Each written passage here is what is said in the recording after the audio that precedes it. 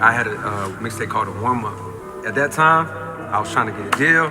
I felt like I was this close to getting a deal with somebody, just because my music was good and I had like a little bit of connections to the industry.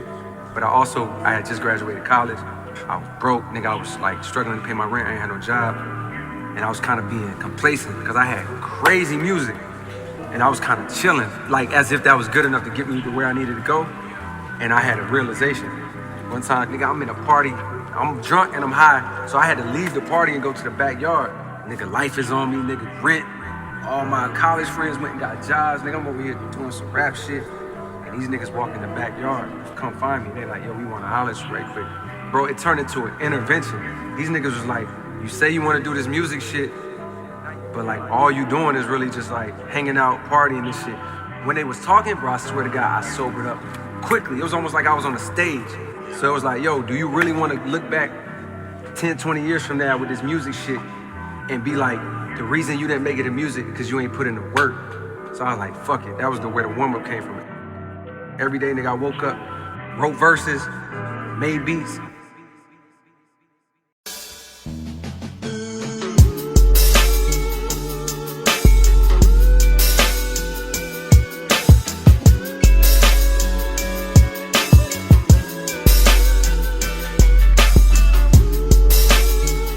LA, NC, NY, the shot, yeah, hey, yeah.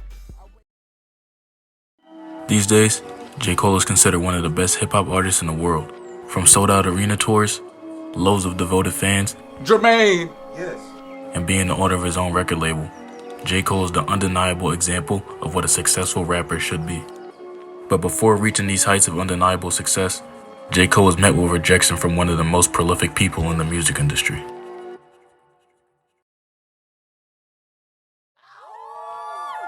Shade 45, it's the morning after. I'm Angela Yee, and I'm here with J. Cole. All right, so I was reading your Jay-Z story about how the first time you met him. I would like for you to tell that story for everybody. Are you talking about the one where this... The really humbling one. Oh, my God. Okay, so I was working at a job. What job? I was at this point I was telemarketing for a really small newspaper in Queens. That sounds lucrative. Oh, but I had it after graduation. Anyways, you know that Kanye line where he's like, if I could just get one beat on Hova, we can get up off this cheap ass sofa. That was my life. I was like, yo, I had a shirt that said produced for Jay-Z or Die Trying. I was ready. I was with it. Wow. I saw the press release that he was coming out with American Gangsta and everything was happening really fast. And I'm like, yo, you know what? I bet he's still kind of doing a few more joints. Mm-hmm. And I was like, I had an idea for a song. I went home that day, made a beat, which I think is incredible. It's called Top of the World. Okay. I got a hook on it and everything. So we made a BCD, went to, and I told E, matter of fact, I'm like, yo, you know what? I bet he's probably gonna be at the studio tonight. Okay, let's just go. I had a feeling, man. So we hopped the train. We went there. We got a little bottle. We was just sitting outside for like 2 hours drinking. It started raining. I'm sitting there with a beat CD. The t-shirt on. T-shirt on and a bottle, just waiting, just praying that Jay is going to show up. So about 2 hours later, we see this black Phantom turn the corner. So Jay gets out of the car, walks up to the building, and I'm like trying to build up the nerve to go up to him with the CD. After you waited all that time in the rain. Waited all that time in the rain. And I'm like, yo, I got this. He's like, what is this? Like, what is this? I'm like, he said, what is this? He's like, I don't even think he said, what is this? He might have looked at it and he was like, I don't want this shit. Oh, not nice. After facing rejection from Jay-Z, Cole decided that he had to get back to work. He realized that his music, as well as his presentation, had to be undeniable. This is when Cole will begin working on what is now considered to be a legendary mixtape, The Warm Up. The Warm Up was Cole's proving ground.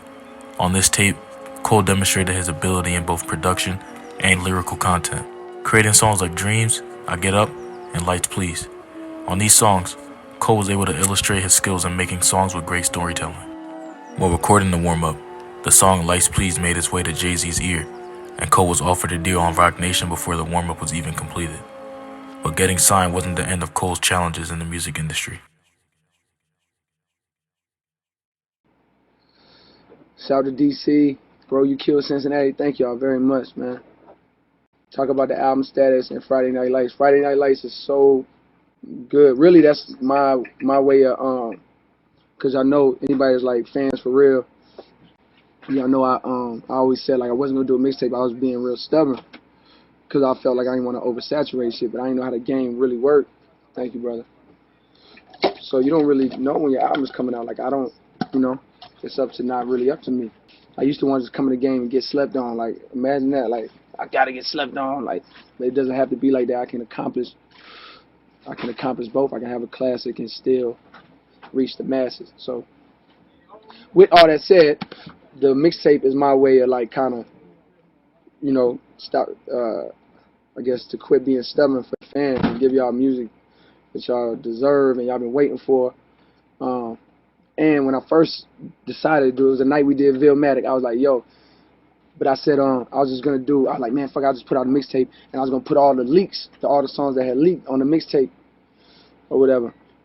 But then once I like really sat with it, I'm like, man, I don't even know how to do that. Like I just kept. I'm letting songs go. That's better than niggas' albums. Better than niggas' albums. After signing to Roc Nation, J. Cole was still met with challenges in the music industry, with the largest challenge being the delay of his first album. The label had pushed back the release date for Cole's album multiple times, causing frustration with Cole and his fans. During this time, it was easy for a label to sign an artist and shelf them, holding further release of the artist's material due to speculation that the artist couldn't sell or could not cultivate a fan base. Getting shelved by a label would cause most artists to give up, but Cole took this as an opportunity to prove to the label that his fans were active and ready to hear new music. Friday Night Lights released and built the foundation for Cole's strong fan base that we see today. This mixtape contained completely original tracks, as well as Cole freestyling on beats from other songs. One of the now legendary songs from this tape is Villmatic, a track where Cole smoothly flows over the instrumental for Devil in a New Dress from Kanye West's My Beautiful Dark Twisted Fantasy. The reaction Friday Night Lights received helped push Roc Nation to give Cole a definite release date for his album. Cole has succeeded in proving that he could cultivate an audience and build anticipation for an official release. Looking at J. Cole today, we see an artist who can clearly do whatever he wants, like playing basketball overseas or announcing an album 2 weeks before its release date. Cole's fans prove that they'll go out and support anything that he stands behind. Jermaine. Yes. Cole. Yes. None of this happened overnight though. Through his persistence and hard work in the face of rejection, Cole was able to come out on top and defy the odds. All of us can learn from this example, especially when it comes to our own personal goals, and understanding that persistence paired with belief will always defeat failure.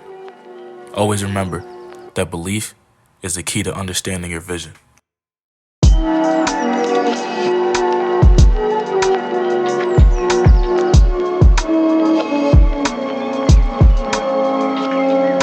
I appreciate anybody who's made it this far into the video, and I'd like to give a big thanks to anyone who subscribed to the channel. We have now hit over 2,000 subscribers. This is a big milestone for us over here at Friends and Family. I hope you enjoy the content that we got on the channel already.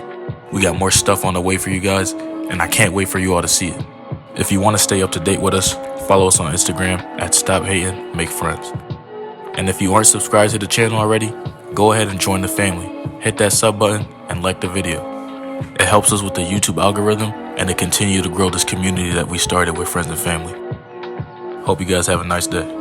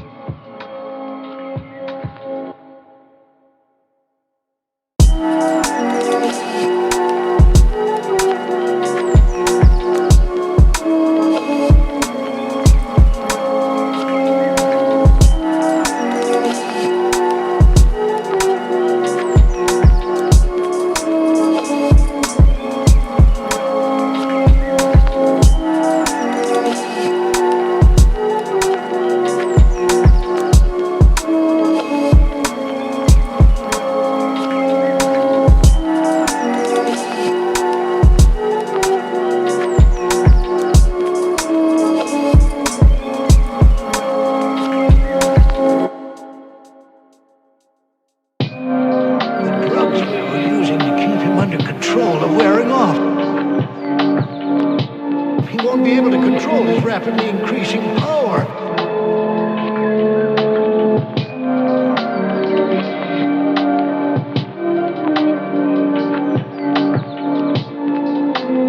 He's